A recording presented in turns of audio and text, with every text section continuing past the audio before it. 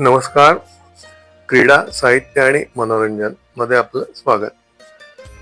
आशायांमध्ये मी आज आपल्यासमोर आशाताई आणि ओपी नय्यर त्यांचे काही किस्से शेअर करणार आहे. आशाताई तत्कालीन सर्व संगीतकारांसमवेत गायल्या, पण त्यांचं ट्युनिंग ज्या संगीत दिग्दर्शकांसोबत जमलं त्या यादीत ओपी नय्यर यांचा क्रमांक बराच वरचा लागेल.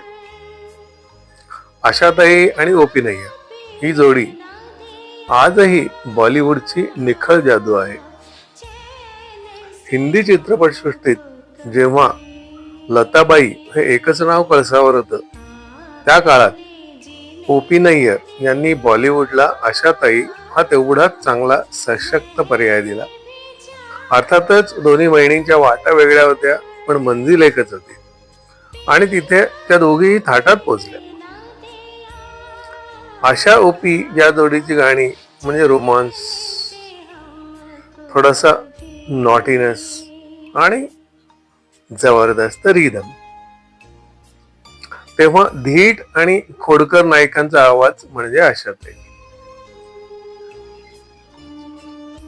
आई ये मेहरबान, उड़े जब जब जुल्फे तेरी, जाइए आप कहां जाएंगे ही गाणी लगेचच डोळ्यासमोर येतात.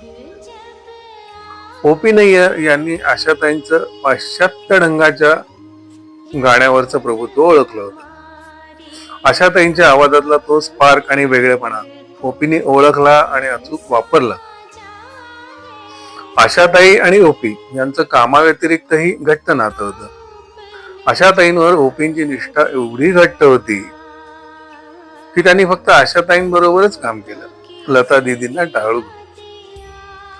बॉलिवूड आणि संगीत स्टुडिओ या पलीकडे आशाताई ओपींच्या फेवरिट होत्या आणि त्यांनी ते एका मुलाखतीत सांगितलंही होतं. त्यांच्या सुंदर नाचाचा शेवट मात्र कटू झाला. प्राण जाये पर वचन न जाये हा त्यांचा शेवटचा चित्रपट.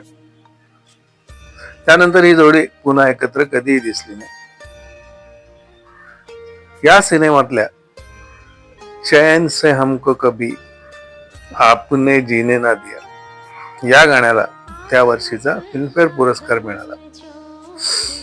आशाताईंनी या गाण्याच्या चित्रीकरणाला मनाई केली. तेव्हा या दोघांमध्ये खूपच वितुष्ट आलेलं होतं. कारण काय किंवा काय हे रिझन काय झालं नक्की नाही माहिती, पण या दोघांमध्ये खूप मोठी दरी निर्माण झाली.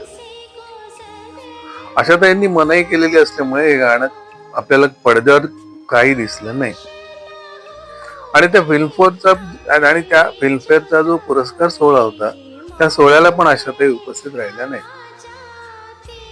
आशाताईंच्या वतीनं ओपी नय्यर यांनी तो पुरस्कार स्वीकारला.